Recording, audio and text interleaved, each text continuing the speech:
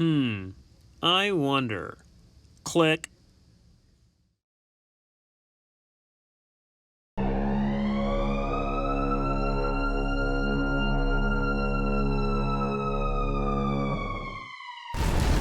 Absolutely insane. And so I'm sitting here, I'm watching it happen in real time.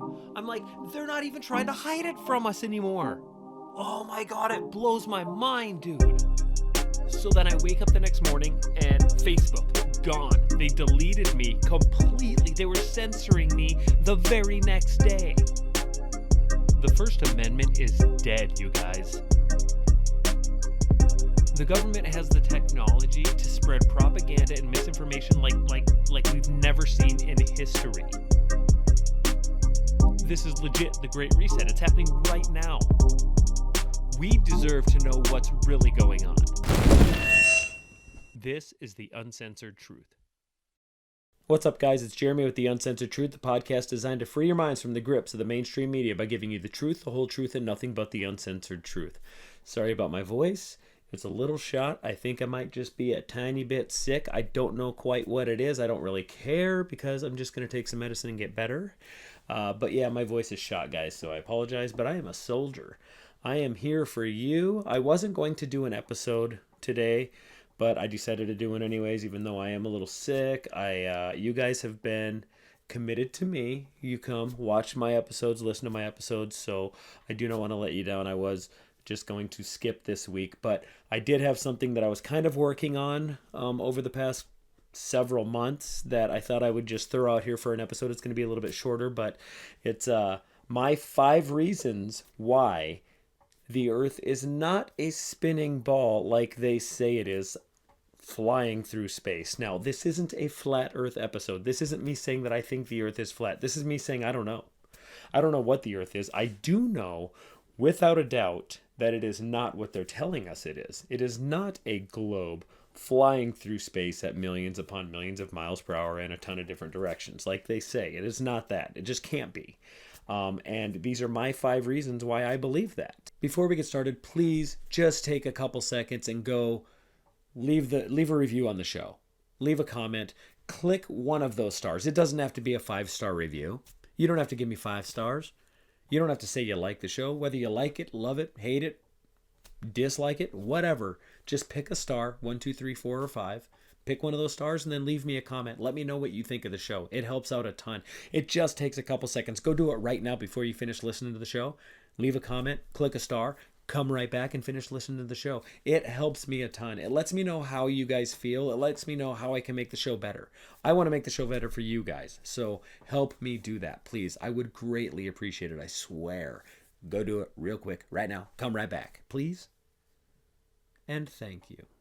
Anyways, again, probably going to be a shorter episode, but let's get into it. This is my 5 reasons why I do not believe that the Earth is a ball flying through infinite space in several different directions at millions of miles per hour. These are my 5 reasons why I believe that isn't happening. Number 5 is flight paths that airplanes take, airlines that they take when they take passengers from point A to point B. There are several flight paths that do not make sense whatsoever on a globe, Earth, but make complete sense on the flat Earth model. Again, not saying that the Earth is flat. I'm just saying that there are 2 different models that are the most popular models. You have the heliocentric model where the sun is the center of the universe and the Earth travels around the sun just like everything else. But there's another model where people say that the Earth is the center, geocentric, and everything travels around it. And on that model, they have what is called the flat Earth model. It looks like the UN map. It looks like the World Health Organization map. If you look at that map, you can see that certain flight paths that do not make sense on the globe make complete sense there.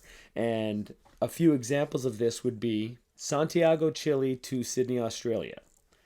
Normally, what you would do is you would think they would just travel from here directly over Antarctica to Australia.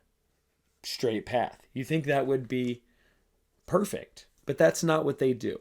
They could even just fly directly over the Pacific to Australia, something sort of like that, even diagonal, because they say that it's far too cold over Antarctica, so we can't fly over it. Bullshit.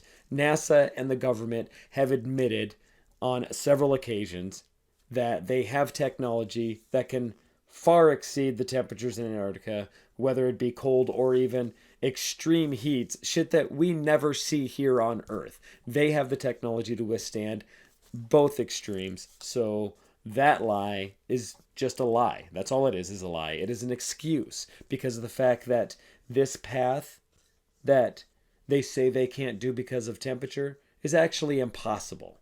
It is impossible because this right here, this isn't how the Earth is laid out. Instead of staying in the southern hemisphere and traveling from point A to point B, they go to the northern hemisphere, stopping in LAX to refuel and then back down to Australia. Doesn't make any sense whatsoever. Why they do it, I do not know. Well, I do know. It's because it's impossible to do it the way that I said they should. But that's how they do it. There are other places in North America where they stop to refuel as well, but LAX is one of the more popular places that they stop. Now, again, that path that I speak of, it makes absolutely no sense why they would do that from here up to there and then back down to there. Doesn't make any sense on this model. But on a flat Earth map, if you've ever looked at one of those maps, it does make sense because it's a direct line straight across. That's how it is. And it's actually the shortest distance to do it, to go from there to LAX to where they go. It is actually a straight line. It doesn't look like this. It isn't southern hemisphere, northern hemisphere, southern hemisphere. It is actually a direct straight path on the flat Earth map. Take a look for yourself. You'll see, again, just by looking at the map doesn't make you a flat earther. Just look at the UN map, look at the World Health Organization map, and you will see the real paths that they take and why they make so much more sense on that map. Again, before you freak out on me, you guys, this isn't a flat Earth episode. This isn't me trying to say that the Earth is flat. I do not know what it is. I just know it's not what they're telling us, guys. And this is proof. These flight paths are proof. They have to be proof. Just one of them at least. Number 5. Another example is Johannesburg, South Africa to Perth, Australia. Again, should be just a straight path, refueling in like Madagascar if they needed to. But instead, they do some weird shit. They head north, go into Hong Kong, Dubai to refuel, and then back down south to Australia again. Doesn't make sense on the globe, but it makes perfect sense on the other model. Santiago, Chile to South Africa, places in South Africa, again, should just be a straight path in the southern hemisphere, but no, they take multiple paths that just do not make any sense. Cape Town, South Africa to Buenos Aires, Argentina. Should be a straight line over the Atlantic, but again, every flight path heads into the northern hemisphere, stopping in London, Turkey, or Dubai, and then heading down south again to its final destination. Doesn't make any sense. Again, I sound very, very redundant. I know I do, but it doesn't make any sense on this model. It makes perfect sense on the UN map. There are several examples of this. Just look at different flight paths. I mean, there's many out there and many other examples that I could explain to you guys, but again, it's just going to get redundant, it's going to get repetitive, and it just doesn't make any sense to do that. But most of those flights that are in the southern hemisphere that are supposedly supposed to go right over Antarctica, those are the ones that do not make much sense. But when you look at the UN map or the World Health Organization map, that flat model, you can see that most of those are direct paths. They make perfect sense. I'm going to try and provide images on here so you guys can see what I'm talking about. I was able to find some. This information I got from Eric Dubé. He has a video out there, 200 proofs that the Earth is not a spinning ball. A lot of those are repetitive, like flight paths. He uses multiple different types of flight paths as different examples, where I used flight paths as just a whole one example. But he's got 200 reasons why he can prove that it is not what they claim. He is an avid flat earther, but I do suggest you check out his episodes. They're very, very informative, and the guy's super educated on the subject. I, again, am not trying to tell you guys that I believe that the Earth is flat. I'm just trying to say, hey, it isn't what they're telling us it is. Something's not right here. Reason number 4, lighthouses. Now, I'm also going to include boats and mountains and buildings into this example because the the example is just the fact that lighthouses are very easily seen from a long distance away when they should be well beyond the curve of the earth and you shouldn't be able to see them. There's examples of buildings, mountain ranges, and other objects that have been able to be seen now that there are these Nikon lenses that can zoom in from long distances away. The reason why I just narrowed it down to lighthouses is because of the fact that with it being a light, it is easy for you guys to go out and do this experiment on your own and see that, wow, I can see these lighthouses. And based off of spherical trigonometry, is that what it's called? Spherical trigonometry? Yes, I believe that's the right term, the right math term, but spherical trigonometry dictates the fact that if Earth is indeed 24,900 and some miles in circumference, there's a mathematical equation that you can use to measure its curvature. That means the Earth must curve 8 inches per mile squared. And since our naked eye can't see the curvature of the Earth, we can't actually witness it and view it on our own, there's a way to view it through math by using spherical trigonometry. Is that right? Gosh, I hope I'm getting that one right. But anyways, 8 inches per mile squared. I can go out there and I can measure certain things and say, okay, well, I'm this far away. I shouldn't be able to see this object because it should be beyond the Earth's curvature by a certain amount. And lighthouses are the perfect way to do this experiment. And I'm going to give you several examples of lighthouses that people have witnessed seeing on several occasions from a distance away that is impossible on a 24,900 mile circumference ball.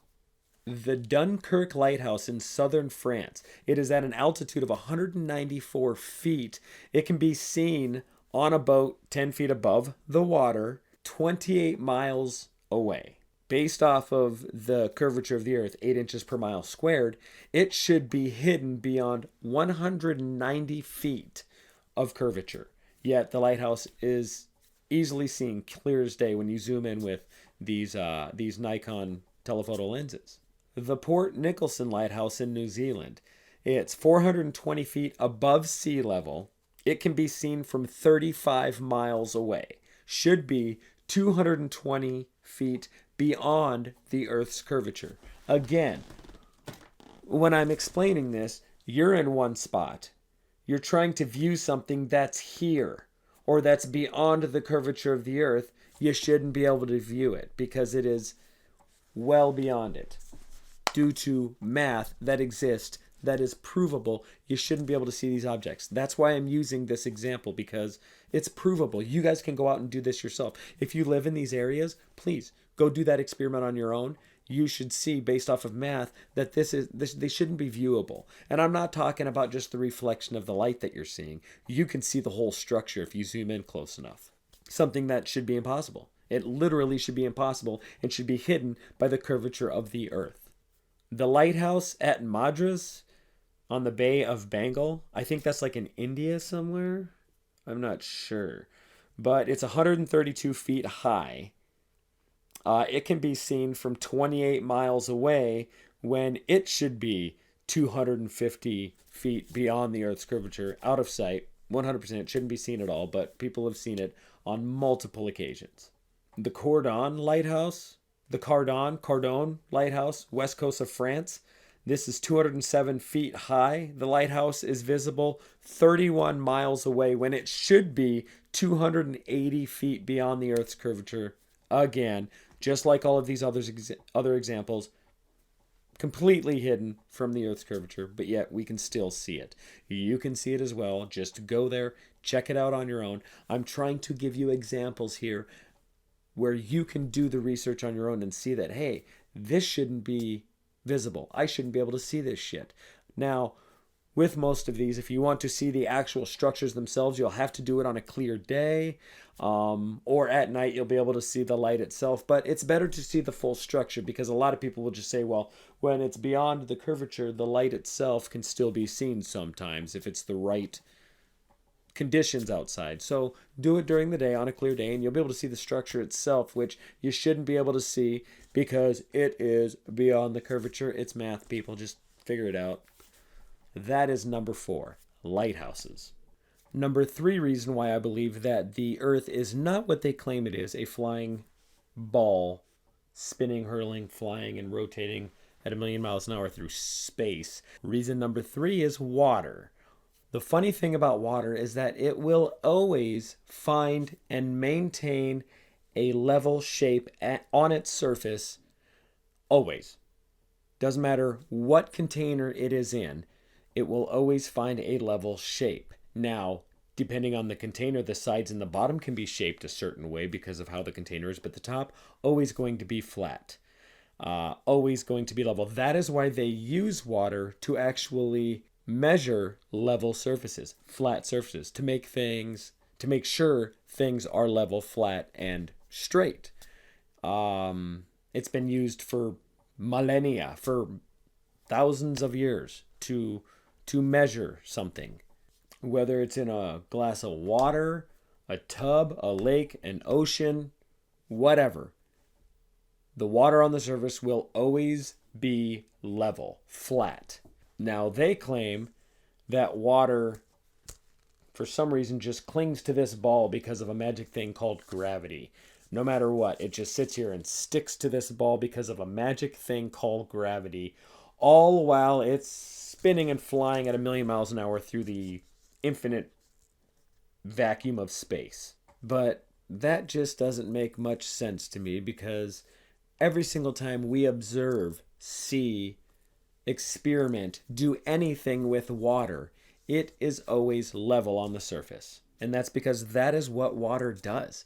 Now, again, people point to meniscus, like if you were to take a shot glass and fill it up too full, and you can see how it kind of curves at the top there, but that has nothing to do with how water works on a so-called ball Earth. All that does is it's rounded on the edges because it's grabbing onto the edge. It's called meniscus. It has nothing to do with gravity holding the water to the shot glass or whatever the heck, but they just take certain instances where they can kind of see it curving. All it's doing is barely holding on. You touch that with your finger and it splashes and becomes flat immediately. So the surface can be manipulated sometimes when it has been disturbed by movement or an object, or like when wind hits it, but when conditions are calm and it's undisturbed, it will always find and maintain its level. That's just how water works. And that's why water is number 3 in proving that this is not what we are living on. Number 3, water. My voice. Boy, I wonder if I could do voiceovers with this type of voice. I hate it. I hate it. It almost feels like it hurts even though it doesn't hurt. I feel fine, but my voice is just shot. You guys, I'm really sorry. I feel like I should be telling you a bedtime story and help you fall asleep tonight. Common sense, man. To me, common sense is extremely important. The mainstream media, big tech, your government, the elites, the globalists of the world will do everything they can to tell you that your common sense means nothing. What your brain is telling you every single day automatically means nothing. You have to believe what we tell you. We are your common sense. Your common sense that you have naturally. Nah, you can't trust that. No. I, on the other hand, believe that common sense is the most powerful tool that you have, because it, for the most part, tells the truth. Most things in life, most things that happen to people and things that can be observed, most things can be explained using common sense. I can't remember who said this, but I can't remember how, the eyes are useless when the mind is blind. It even rhymes. Cool.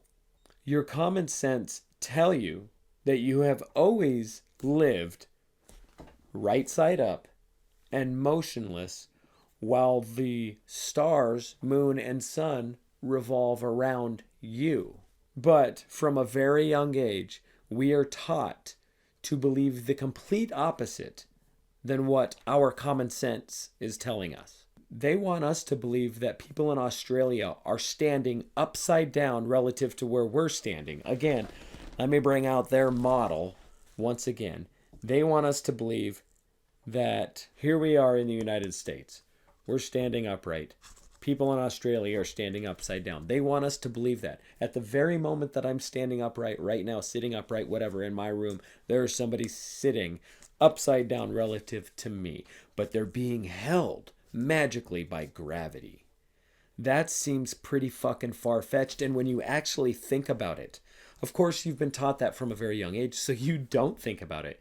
You unconsciously just believe it. You just know it without thinking about it. But when you actually sit here and think about how ridiculous that is, it's crazy, man, to believe that type of stuff. But that's what they're telling us.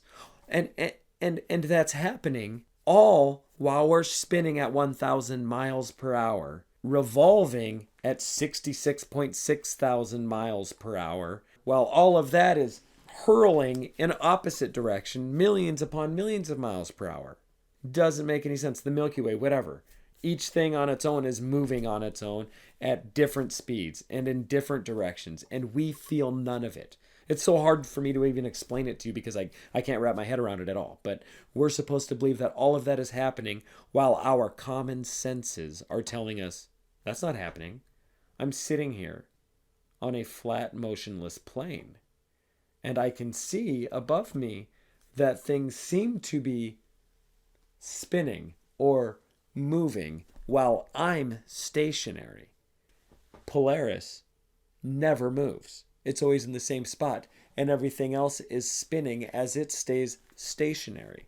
Another reason to believe that everything else is moving while we are stationary. I don't know. Common sense tells me this stuff. My common senses tell me that none of that shit is happening. It actually seems absurd when you really think about it. Yet when you tell people otherwise, they get pissed. They get angry at you for even considering that we could be standing still. We could be on a flat surface, maybe. We may not be spinning at 1,000 miles per hour and revolving around the sun at 66,000 miles per hour. They want us to believe that. And if we do not, people get extremely angry. Like when I had my episode, however long ago that was, when I was talking about flat Earth, and people got so pissed off. When I was talking about the fact that I didn't believe we landed on the moon, people got extremely pissed off. So many people got mad. Those are the two subjects that really, really piss people off. And it's because it's so absurd. They've made it so taboo. Is that the word I'm looking for? They've made it so bad to talk about. People at times do get scared to talk about it because of the fact that people will freak out on them. They think you are a complete fucking idiot for considering that maybe the Earth isn't like this. That's all I'm saying, man. I don't know what it is. I do not know. I just know this doesn't make sense. My common senses tell me that this is not right, people. They want us to believe that gravity is so strong it can hold cars and people and buildings to the bottom of this globe, all while being weak enough to allow a feather to float or a bird to create lift enough to just fly away with ease at a moment's notice. A fly, anything. The problem with gravity is that nobody has ever proven it. Nobody has ever replicated it. Nobody has ever been able to observe gravity on a smaller scale. If gravity is strong enough to hold a car to the surface in Australia when you're supposedly upside down, or in the United States, because I'm upside down to the people in Australia. If gravity is strong enough to hold a car to the surface, an automobile to the surface, then how come on a little bit smaller scale than Earth can we not repeat this with something smaller? Why can't we observe it? Why can't we replicate that through some sort of scientific experiment? It cannot be proven. It is a theory. Gravity cannot be proven, you guys. That's my problem. I've told you guys this before. The fact that things rise and fall isn't proven by gravity. It's proven by density and buoyancy. There are multiple ways you can prove density and buoyancy, and one of them is dropping an apple on someone's head. Isaac Newton, that's how he came up with the theory of gravity, because an apple fell on his head. You drop an apple on someone's head, it proves that the apple is more dense than the air surrounding it, so it fell. But if you take that same apple and throw it into a pool of water, it will float because the apple is less dense than the water surrounding it. So therefore it floats. Density and buoyancy are all you need to explain why things rise and fall, not gravity. Gravity cannot be proven. That's all I'm saying. And again, this is common sense. We can clearly see the horizon with our eyes. We can see the horizon is flat, yet we are told that it curves. We can feel the earth below our feet being still and motionless, yet we are told it is spinning at 1,000 miles per hour. We can clearly see the sun, moon, and stars spinning, revolving around us, yet we are told that it is us that is spinning in so many different directions. It's just chaos, yet Polaris never ever moves. It's always in the exact same spot. How perfect is that? That we are angled perfectly with Polaris while we're spinning in this direction and evolving in this direction, yet Polaris and Earth never deviate. That doesn't make sense. Common sense tells me that doesn't make sense. We can see that the sun is bigger than the stars, yet we're told that stars are actually bigger than the sun. Balls of gas, much bigger than the sun, farther away. We can see that the sun and the moon appear to be the exact same size, yet we are told that the sun is 400 times larger than the moon. It is obvious that up is up and down is down. But the globalists, those in school, want to tell you what is up is really down. Shout out Sam Tripoli, baby. Oh my God. What is that, a stink bug? Get out of here. Nasty boy. Trying to attack me, and see, everybody hates this subject, dude. I'm going to get a lot of flack for this, and a stink bug just landed on my laptop trying to fuck with me. Get out my face, dog. This ain't for you. It ain't your time. It's my time up here. Down there, it's your time. It's your time down there. Goonies. Shout out Sam Tripoli. Shout out Goonies. Mikey. So that brings me to my number one reason why I believe this is not what we're living on. And that number one reason is photographs and video. And the reason why this is my number one reason is because it is the number one proof for NASA that we live on a globe. The photos they've given us. It's the number one proof that everybody uses. Well, what about all the photos of Earth from space? It shows that we live on a globe. That is their number one go-to proof. Yet, it's all fake. It's all cartoons, man. It's all cinematics. It's all movies. It's all made up. And this is admitted by NASA. There are hundreds, if not thousands, hundreds of thousands of images of the Earth from space. Every year they come out with a new picture of Earth from space. And every single year the size of the continents change. Every single year the colors, everything changes. It's never ever the same.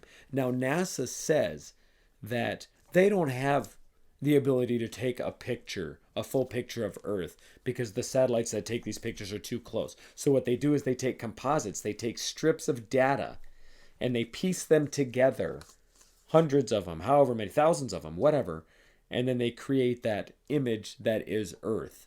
And then they colorize it for a final object. But again, it's photoshopped and CGI. It's not a legit image. Now they say it's because, again, the satellites that take the images are too close to get a full image of the Earth. But again, I say it's because it's impossible, because they can't, because the images that they're showing us are not real.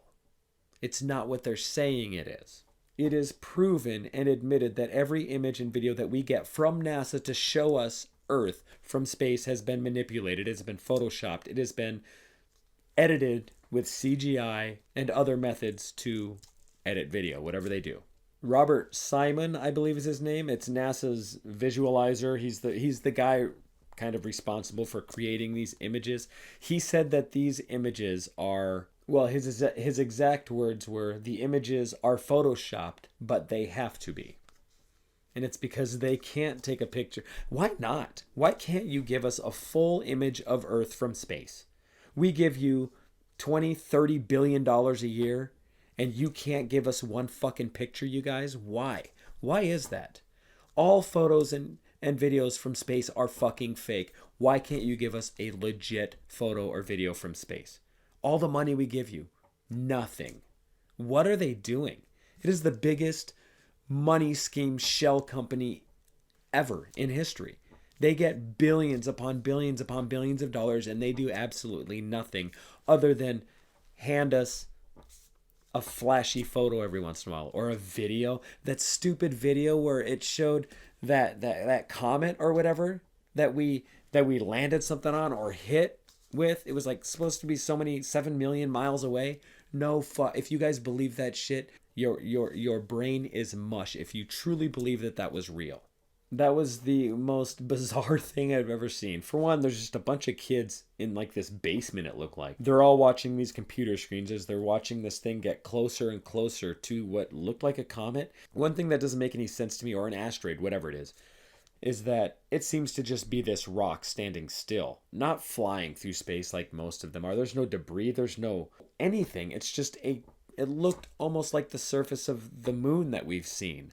And it's just getting closer and closer and closer. And then when we lose signal, that's supposed to be it hitting this surface of this asteroid or this comet. No way, dude. That was 100% fake. Again, how were we able to see it so clear? Why wasn't there any debris or anything surrounding it? How were we able to get such a straight image of this thing as if it wasn't moving whatsoever? There's so many things about that didn't make any sense. That probably should fall into common sense, number 2. But again, it was an image, and that image, not real. And for you to believe that it was is absurd. It just doesn't make any sense whatsoever, guys. Not at all. All of these images where people go into space and you see the curvature of the Earth, all of those images are used with a fisheye lens. Admitted again by NASA. One of the best examples of this was the Red Bull jump in 2012. Felix Baumgartner, I believe his name was. He had like 7 or 12 cameras strapped to the outside of his craft that he used to get, I think it was like a weather balloon or whatever he used, to get 128,000 feet above Earth. And all of these cameras were wide angle, fisheye, GoPro lenses. So it distorted the Earth and made it curve, and people were like, you can clearly see the curvature of the Earth. If you watch this video from the very, very beginning, you can see that when he's on the surface, when he's still on the ground, you look off into the distance and the Earth is curved. I'm serious. Just go back and watch that Red Bull jump. Watch the image. You see from the very beginning. That's what these camera lenses on these GoPro cameras do. They give you an image that's almost 180 degrees. The problem is when you look up or down, all straight edges warp. They'll do this number. Whether you go up, it starts curving. If you go down, it actually goes the opposite direction. And you've seen, if you're watching the whole video, when it goes at a certain angle, the Earth will actually concave. Is that what it's called? It's curved or concaved. I can't remember how that works. But most of the time it's curved. But when it hits a certain angle, it actually bends the opposite direction, and we know Earth isn't that way either. So my point is, those wide-angle lenses are always used. Why not give us just a regular image from space, people? But when he's on the ground, first starting this flight, you can see the Earth is curved from that ground. And when he gets to 128,000 feet, the curvature you see on the Earth, exactly the same. But he's inside that vessel. When he's inside the vessel, he opens up the door and you can see the horizon straight ahead.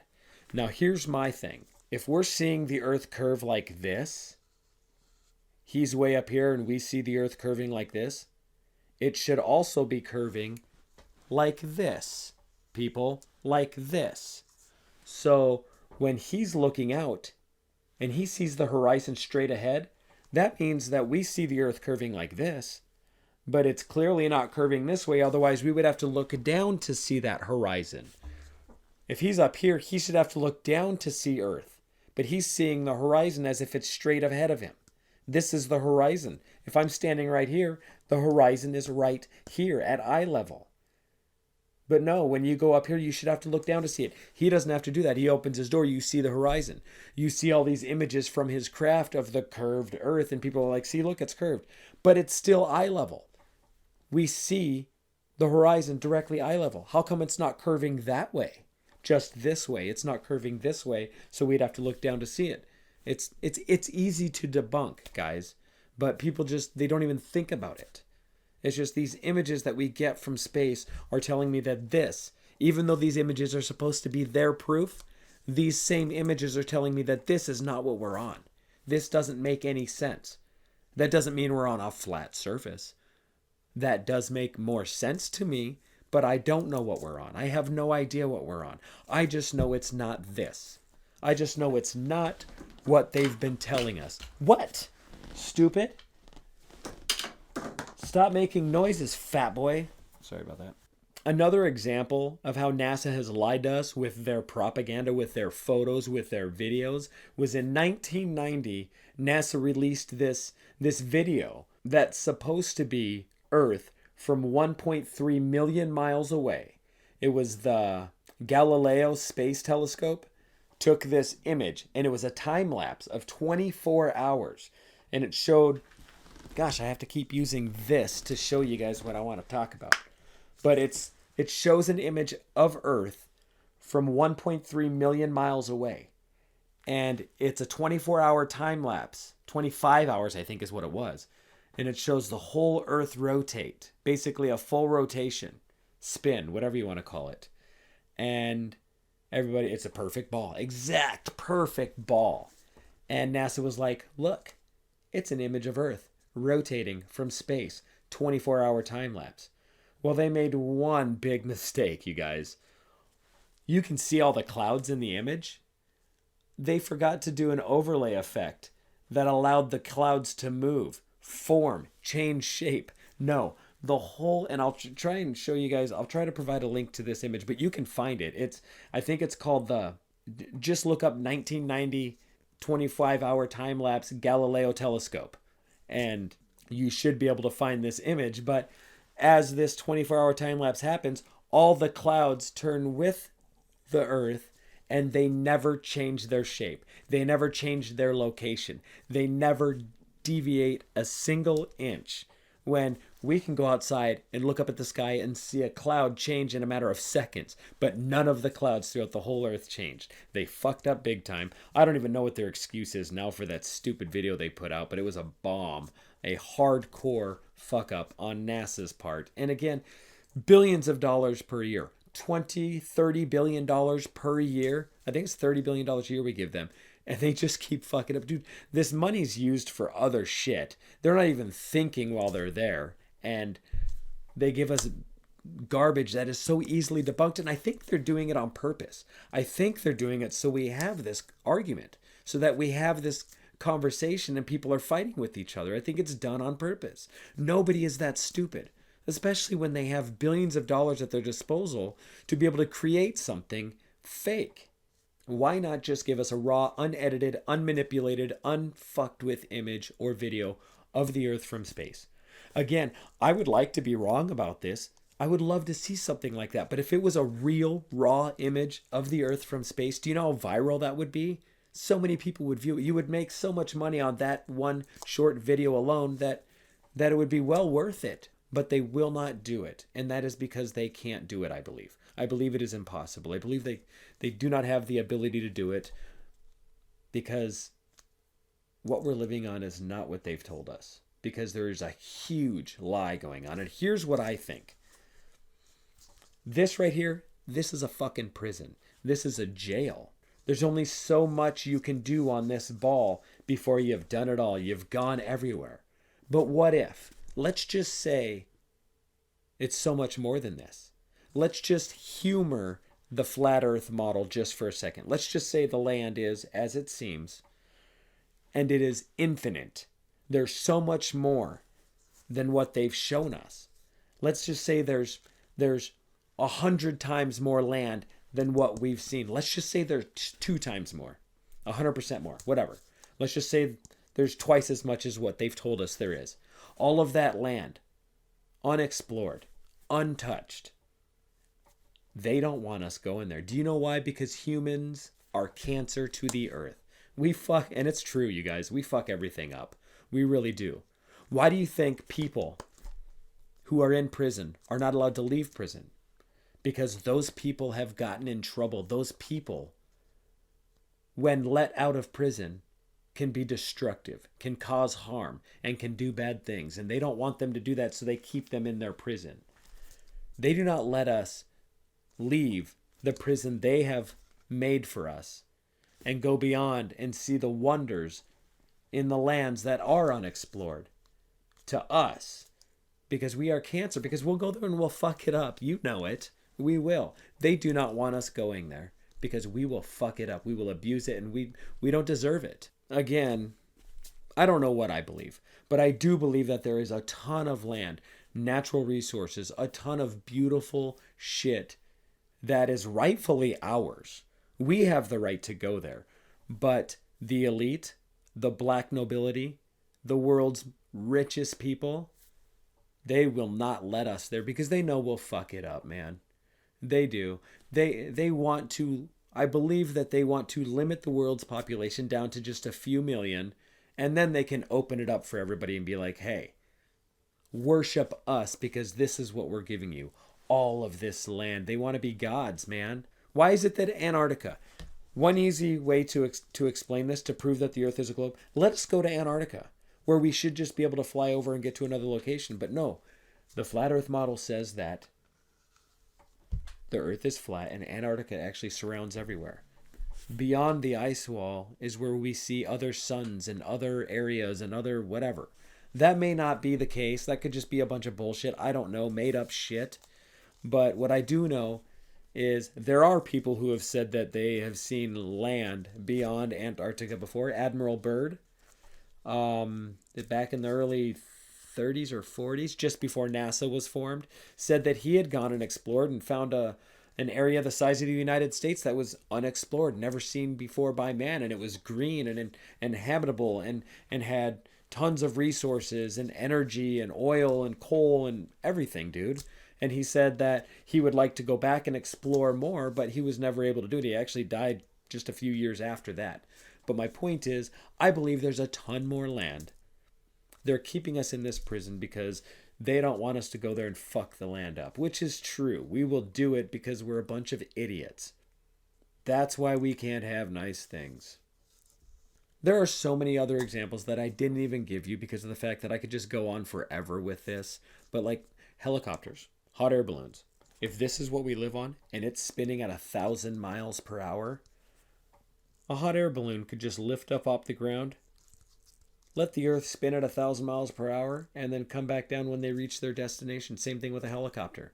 But they don't do it. All because of gravity, a thing that we can't prove. Helicopter, same thing.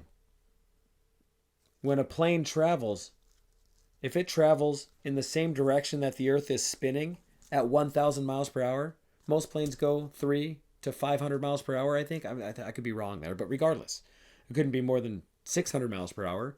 A plane traveling at 500 miles per hour would never reach its destination, man. It would have to travel at 1,500 miles per hour to reach its destination at the same time that it reaches it going the opposite direction. No. Going in the opposite direction, it should reach its destination in no time. But no, it doesn't work that way, you guys. That doesn't make any sense to me. So many other examples, but anyways, like I said, I'm leaving them out because we could do this forever, people. It's the biggest question. It is the biggest mystery. It really is. What are we on? It isn't this. It's not what they're telling us. And again, I'm not saying that it's flat. This isn't a flat earth debate. I'm just saying I don't know what we're on. I'm not a flat earther. I know it's not a globe earther. That's it. That's what I claim to be. I just don't know what it is because I know they're lying to us about what they say it is. I can go outside right now, look up at the stars, look up at the sky and say, that doesn't make any sense. This doesn't make sense.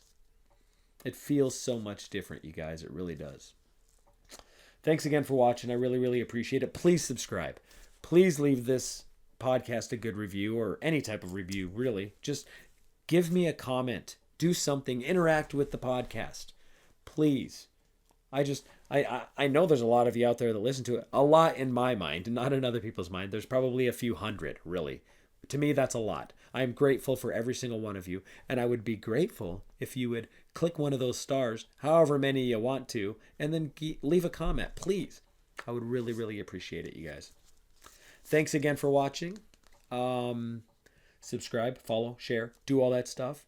And until the next time, keep your eyes open because there's some shit going on. But it's just not going on a globe earth like this here. No way. See ya. Bye-bye. Ugh, I don't like the way I feel, baby.